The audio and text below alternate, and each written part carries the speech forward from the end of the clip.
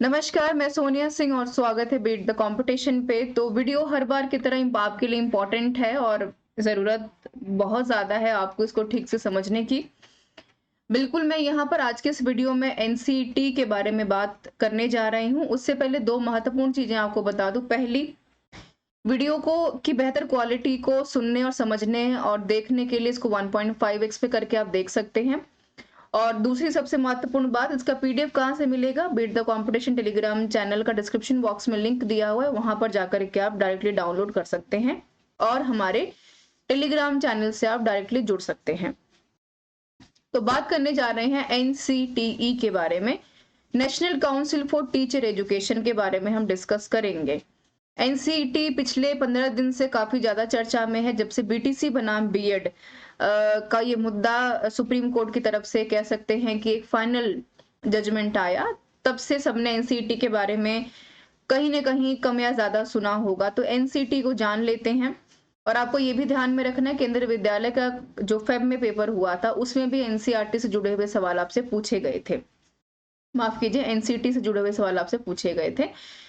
जो चीजें मैं यहाँ पर डिस्कस करूंगी वो काफी ज्यादा आपके लिए जरूरी हैं। जहां जहां से सवाल बनने की संभावना है वो भी हम यहाँ पर जानेंगे। और साथ में हम ये भी जानने की कोशिश करेंगे कि एनसीईटी किस तरीके से टीचिंग लर्निंग को इफेक्टिव बना रही है और टीचिंग लर्निंग के लिए जो करिकुलम हमने डिजाइन किया है, उस करिकुलम को किस तरीके से एनसीईटी और बेहतर बनाने की कोशिश कर रही है। हम ये भी जानेंगे कि एनसीईटी के साथ कौन-कौन सी संस्थाएं जुड़ी हुई हैं और एनसीईटी किस तरीके से टीचर के एजुकेशन को, उनकी ट्रेनिंग को और सुनिश्चित करके हमारी शिक्षा को और बेहतर क्वालिटी आउटकम की तरफ लेकर के जा रही है, जो कि एनईपी का भी स्लोगन है कि हमें क्वांटिटी के ऊपर फोकस नहीं करना है, क्वालिटी एजुकेशन के ऊपर फोकस करना है। तो आज हम एनसीईटी में क्या-क्या जानने वाले हैं? आज हम एनसीईटी में जानने वाले हैं, सबसे पहले हम बात करेंगे कि एनसीईटी है क्या, फिर हम यहाँ पर ये जानेंगे कि उसके ऑब्जेक्टिव्स क्या है, फिर हम फंक्शंस के बारे में बात करेंगे और उसके बाद हम इसके कंक्लूड करते हुए आखिर में एक सवाल को देखेंगे, क्वेश्चन ऑफ द डे के बारे में, जिसका जवाब आपको कमेंट बॉक्स में देना है। बढ़ते हैं आगे। और एक चीज मैं और बता दूं, जिन बच्चों को ईएमआरएस के पेपर को लेकर के काफी कंफ्यूजन है, होगा कि नहीं होगा, काफी सारे बच्चे डाउट में हैं। मैं पूरी उम्मीद करती हूँ कि इन सारे डाउट से, इन सारे के सारे नॉन ऑफिशियल, नॉन ऑथेंटिक चीजों से निकल करके बाहर आए और अपनी तैयारी के ऊपर फोकस करें। वीडियो स्टार्ट करेंगे। जानते हैं सबसे पहले क्या है आपका एनसीईटी।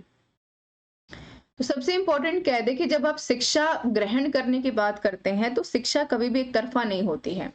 ठीक है, शिक्षा हमेशा दोनों तरफ से आपको दी जाती है। अध्यापक की तरफ से भी शिक्षा दी जाती है और जो लर्नर होता है, जो स्टूडेंट होता है, जो बच्चा है, वो शिक्षा को ग्रहण करता है।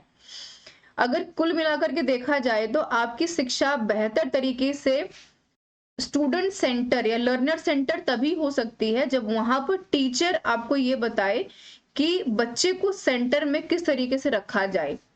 ठीक है, सेंटर में रखने के लिए उसका होलिस्टिक डेवलपमेंट इंपॉर्टेंट है, इंटेलेक्चुअल, सोशल, इमोशनल, फिजिकल, ये सारी चीजें इंपॉर्टेंट हैं। लेकिन जब तक टीचर को भी इसके बारे में नहीं पता है कि किस तरीके से बच्चे को सेंटर में रख करके उसकी शिक्षा को, क्वालिटी एजुकेशन को लर्निंग बाय डूइंग की तरफ, ठीक है, या फिर हम ये कह सकते हैं दूसरी जगह पर कि लर्निंग विदाउट बर्डन की तरफ लेकर के तभी जा पाएंगे जब तक कि टीचर भी अपने ऊपर काम नहीं करेगा, या ये कह सकते हैं कि टीचर को भी अपने ऊपर काम करना आवश्यक है।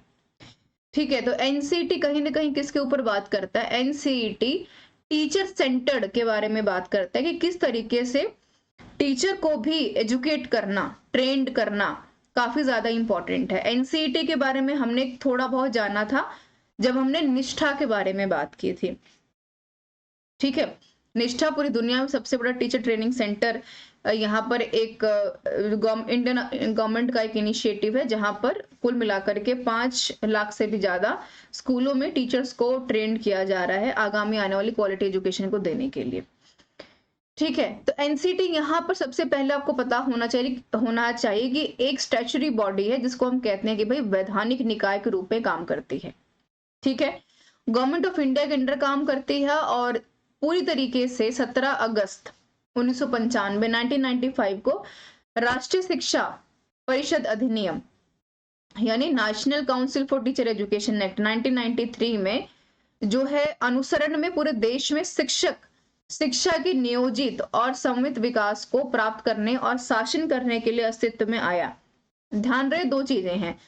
जब हम ये कह रहे हैं कि कोई चीज लागू होती है और किसी चीज का डॉक्यूमेंट्स में ही रहना, दोनों अलग अलग चीजें हैं। ठीक है, तो यहाँ पर जब हम यहाँ पर बात करते हैं कि एनसीटी का जो एक्ट है यहाँ पर 1993 में आया 17 अगस्त में, और 1995 को 1995 जाकर के मैंडेट कर दिया गया, लागू कर दिया गया। ध्यान में रखिए, कभी भी हमेशा सवाल आपसे पूछता है कि कब लागू किया गया, ये कभी नहीं पूछेगा कि एनसीटी कब बनी, कैसे बनी या बाकी चीजें। तो 1995 में, डेट बहुत कम पूछते, ये ध्यान में रखिएगा। 1995 में, यानी ऑलमोस्ट अगर देखा जाए तो 29-30 साल धीरे धीरे होने वाले हैं इस जो है संस्था को बने हुए।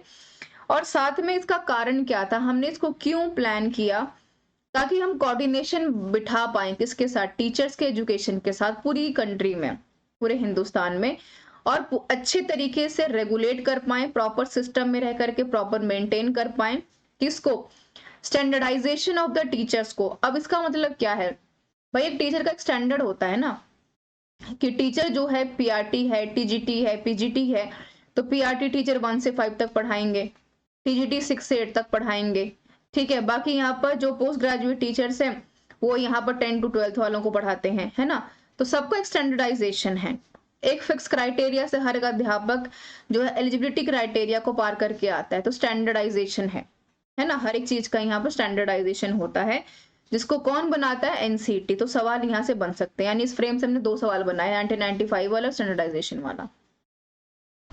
फिर हमने बात की यहाँ पर कि ये जो ऑर्गेनाइजेशन है पूरी तरीके से पैन इंडिया है, क्योंकि हम पहले इस पिछले स्लाइड में जान चुके हैं कि एनसीटी जो है पूरी तरीके से काम करती है पूरे कंट्री में, और जहां पर कुल मिलाकर के 4 रीजनल कमिटीज यहाँ पर काम करती हैं। ठीक है, 4 रीजनल कमिटीज यहाँ पर काम करती हैं एनसीटी के अंडर। एक है नदरन, ठीक है, एक है, ये देख लेते हैं, ये है आपका नदरन, नॉर्थ वाला जो सेक्शन है पूरा का पूरा, ईस्टर्न रीजनल जो हमारा काउंसिल सेक्शन है, साउथ वाला, और साथ में वेस्टर्न भी। ठीक है, यानी कि साउथ, नॉर्थ, ईस्ट और वेस्ट। तो कुल मिलाकर के 4 भागों में काम कर रहा है, और जो इसका रीजनल काउंसिल है which all are stationed in New Delhi. तो अगर आपसे हेडक्वार्टर पूछता है इसका पूरी तरीके से कहाँ पर ही सारे चीजों का चेकआउट किया जाता है, निगरानी रखी जाती, तो दिल्ली में इसकी निगरानी रखी जाती है, न्यू दिल्ली की हम यहाँ पर बात कर रहे हैं। ठीक है, हमने ये जाना स्टैंडर्डाइजेशन कब लागू हुआ, और 4 भागों में इसको बांटा गया है, 4 रीजनल सेक्शंस में। ये भी आपके लिए जानना काफी इंपॉर्टेंट है कि भाई एनसीटी काम कैसे करता है। अब ये तो मुश्किल हो पाएगा कि आप हर दरवाजे को खटखटा करके अध्यापक से ये पूछें कि क्या तुम स्टैंडर्डाइजेशन तरीके से काम कर रहे हो, क्या तुम्हारा स्टैंडर्ड क्लासरूम को मैच कर रहा है ना, एक मुश्किल सवाल भी है। तो एनसीटी ने जो आपका यहाँ पर टीचर एजुकेशन है, national council of teacher education, एक काउंसिल जो 4 भागों में बटी हुई है, नॉर्थ, साउथ, ईस्ट, वेस्ट, ये कवर किसको करती है, सारे टीचर एजुकेशन प्रोग्राम्स को, है ना, जो कि अध्यापक बनने के लिए बनाए जाते हैं। जैसे डीएलएड की बात करें, है ना, बीएड की बात करें, बैचलर ऑफ एजुकेशन, ठीक है, मास्टर ऑफ एजुकेशन, एमएड की बात की जाए, ये इंक्लूड करते हैं। आप अगर देखेंगे डीएलएड यहाँ पर जो प्राइमरी क्लासेस के जो टीचर्स होते हैं, बीटीसी वाले हो गए, डीएलएड वाले हो गए, बीएड वाले, बीएड जो यहाँ पर बात करते हैं ट्रेंड ग्रेजुएट टीचर और पोस्ट ग्रेजुएट टीचर की, मास्टर इन एजुकेशन जो बच्चे हायर एजुकेशन में, जो टीचर्स माफ कीजिएगा हायर एजुकेशन में जाना चाहते हैं। तो इंक्लूड क्या करता है, रिसर्च एंड ट्रेनिंग, किसका रिसर्च ट्रेनिंग करना है, स्टूडेंट और टीचर का, है ना।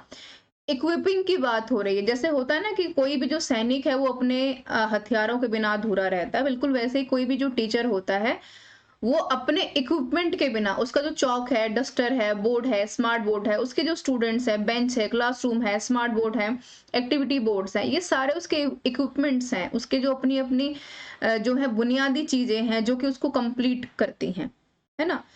तो ये काफी इंपॉर्टेंट है। तो टीच क्या करता है, फाउंडेशनल, यानी कि टीचर का काम है यहाँ पर इक्विप करना, them to teach at a foundational, prepare करना middle and secondary level of the new school system is aligning with NEP 2020, है ना। एनसीटी को हमने किसके साथ जोड़ दिया, एनईपी के साथ जोड़ दिया। मैं स्टार मार्क कर रही हूँ, एनईपी एनसीटी इस बार काफी ट्रेंड में, सवाल बनेगा यहाँ से। तो क्या करना है, हम टीचर को इक्विप क्यों करना चाहते हैं, हम क्यों चाहते हैं वो ट्रेन रहे, होलिस्टिक डेवलपमेंट के ऊपर काम करे, टीचर नहीं स्टूडेंट सेंटर की तरफ देखे, बच्चों का शारीरिक, मानसिक, सैद्धांतिक, एथिकल, मॉरल वैल्यू के ऊपर डेवलपमेंट के लिए काम करें। हम क्यों इसके बारे में बात करते हैं, क्योंकि कहीं ना कहीं ये बातें हमें नेशनल एजुकेशन पॉलिसी जो 2020 के अंडर काम करती है, जो आपको सबको ध्यान में 533+4 फॉर्मूले के ऊपर काम कर रही है ना।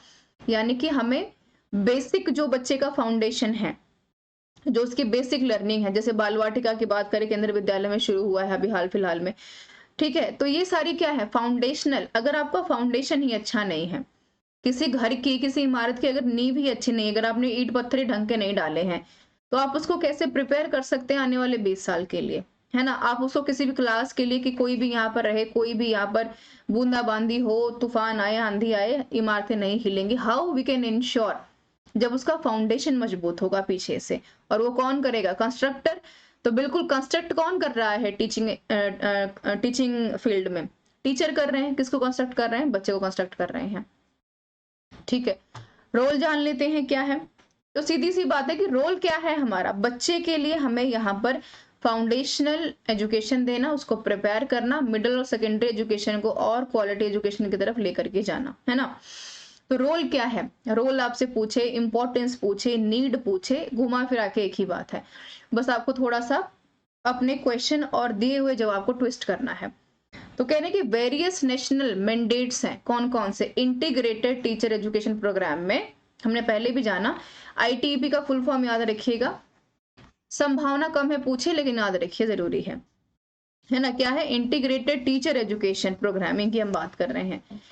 मतलब समझिए इस शब्द को, हमने क्या कर दिया, हमने नेशनल, राष्ट्र की तरफ से मैंडेट कर दिया, पक्का कर दिया कि हम इंटीग्रेटेड, जुड़े हुए, इंटीग्रेट क्या है, जोड़ना किसी चीज को, है ना, इंटीग्रेटेड, जुड़ा हुआ टीचर एजुकेशन प्रोग्राम चलाएंगे, है ना। कहां पर, जो हमने यहाँ पर नेशनल काउंसिल बनाई है 4 भागों में, नॉर्थ, साउथ, ईस्ट, वेस्ट में, है ना।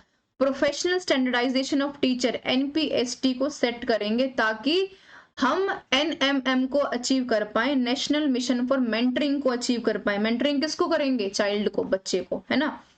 Revision for other teacher education programme, that is क्या, रेगुलेट करना, करिकुलम को फ्रेम करना, digital architecture, smart board, audio visual जो आपके एड्स हैं, है ना, इन सब का प्रयोग करना। आर्किटेक्ट का काम ही तो कर रहा है टीचर कहीं ना कहीं, बच्चे को बनाने का, उसके दिमाग को, उसकी डिजाइनिंग को, उसके फंक्शंस को समझना है, सारी चीजें किसके अंडर आ रहा है, एनसीटी के अंडर आ रहा है। किसके द्वारा आ रहा है, एनईपी 2020 के द्वारा आ रहा है, क्योंकि एनईपी क्या कह रही है कि हमें शिक्षा को यहाँ पर फैसिलिटेट नहीं करना है, रेगुलेट करना है ना, रेगुलेशन के हिसाब से चलाना है। जब यहाँ पर टीचर एक आर्किटेक्ट की तरह अपनी रिस्पॉन्सिबिलिटी को समझे, राइट, तो वो है रोल यहाँ पर एनसीटी का, कि फोकस किसके ऊपर है, बच्चों के ऊपर। लेकिन कैसे कर पाएंगे, जब टीचर खुद ट्रेंड होगा।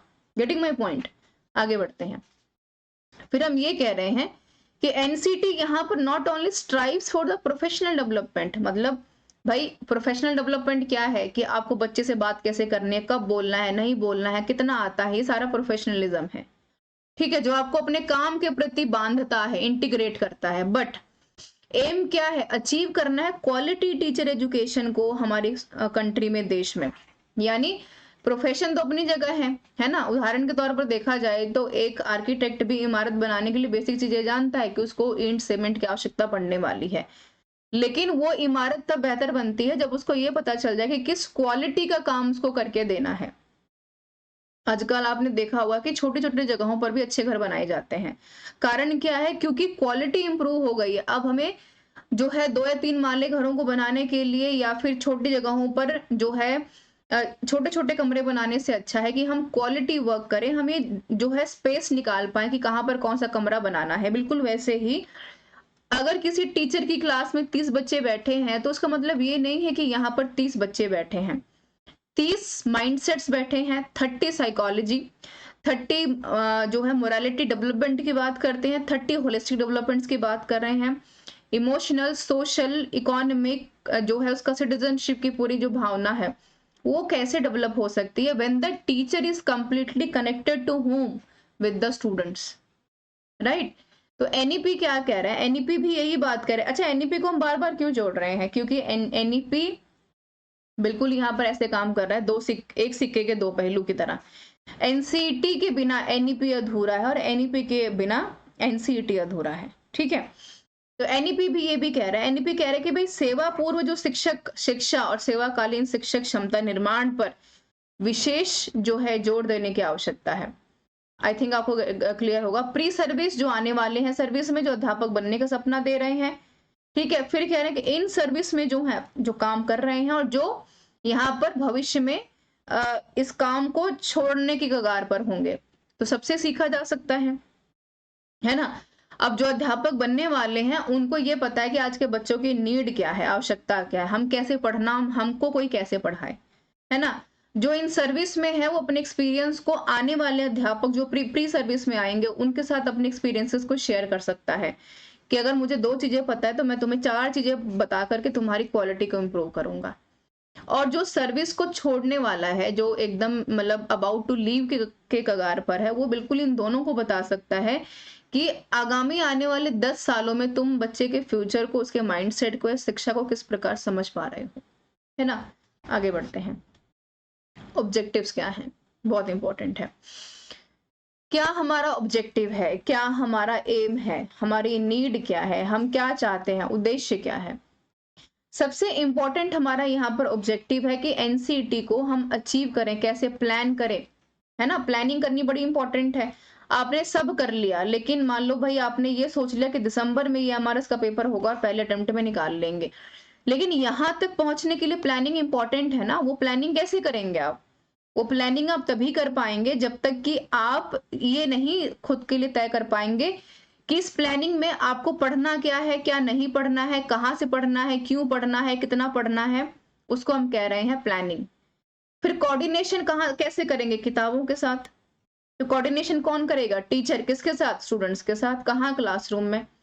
तो education system through out the country, the regulation and the proper maintenance, regulate की बात कर रहे हैं, रूल्स रेगुलेशंस के हिसाब से। प्रॉपर मेंटेनेंस बहुत इंपॉर्टेंट है। नॉर्म्स एंड स्टैंडर्डाइजेशन, कि भाई साइंस का टीचर साइंस ही पढ़ाएगा, मैथ्स के टीचर को यहाँ पर मैथ्स ही पढ़ाने के लिए भेजा जाएगा, है ना। कनेक्ट क्या करना है यहाँ पर, टीचर के एजुकेशन को बच्चे के एजुकेशन के साथ, कोऑर्डिनेशन बिठाना है, ठीक है। ट्यूनिंग जिसे कहते हैं ना, ट्यूनिंग बिठानी है बच्चे के साथ, ताकि बच्चे के माइंडसेट को रीड कर पाए, बच्चा कंफर्टेबल फील कर पाए।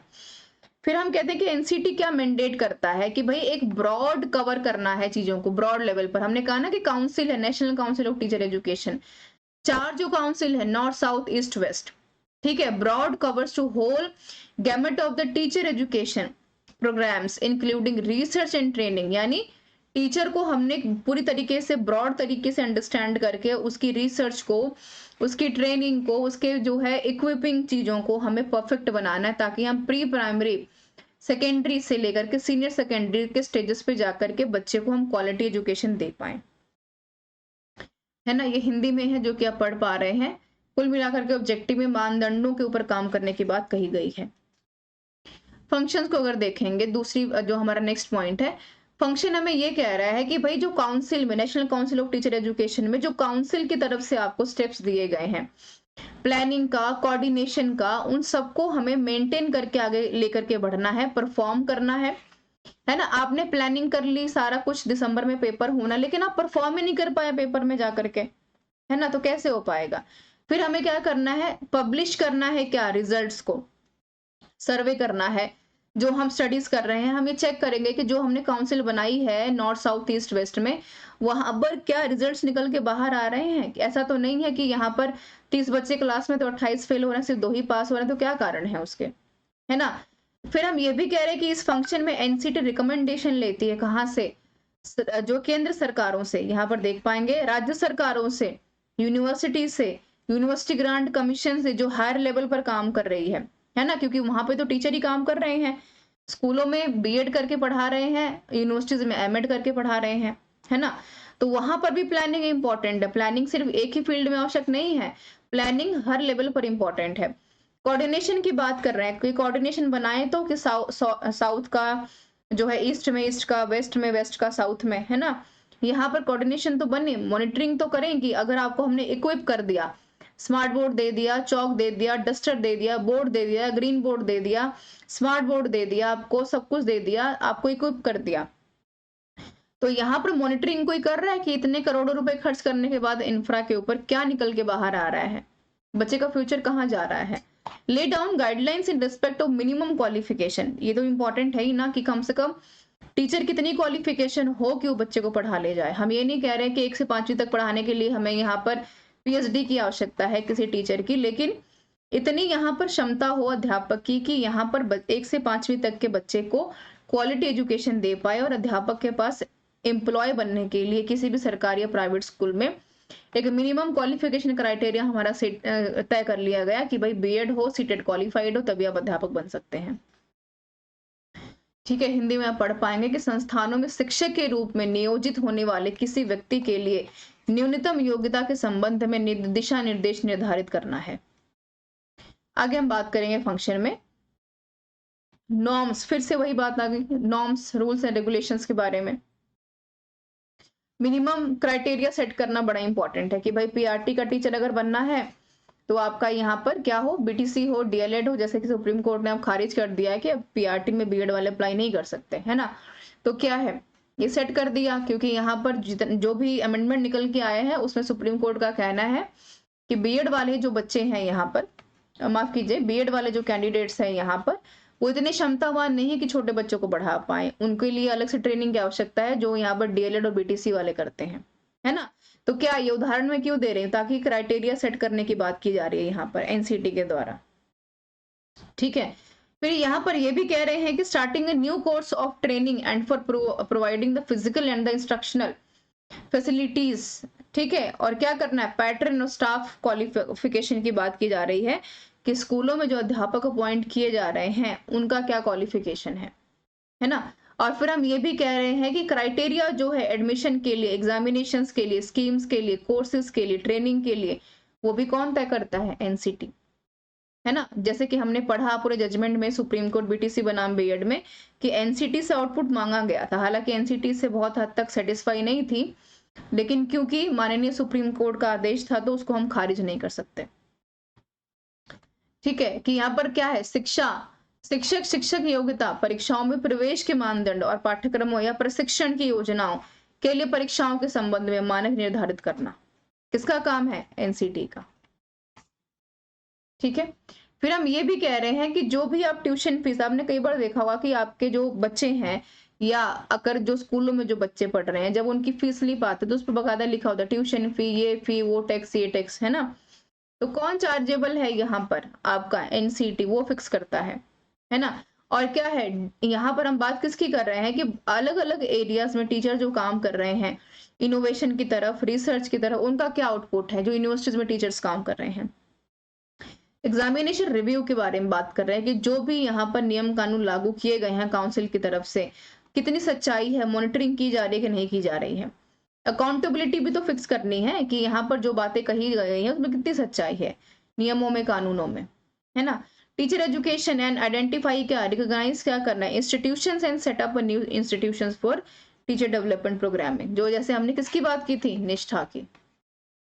ठीक है, निष्ठा में क्या है, पूरे वर्ल्ड लेवल पर सबसे पहली से संस्थान है जहां पर 5 लाख अध्यापकों को ट्रेंड किया जा रहा है।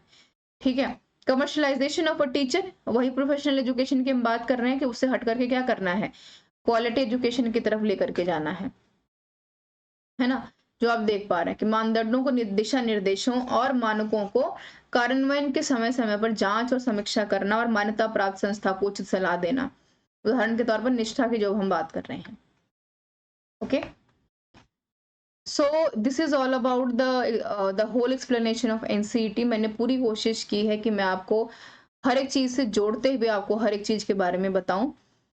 थोड़ी सी एक्सप्लेनेशन ज्यादा है वीडियो की, लेकिन अगर आप 1.5x पे करके देखेंगे तो आपको कोई दुविधा यहाँ पर नहीं होने वाली है।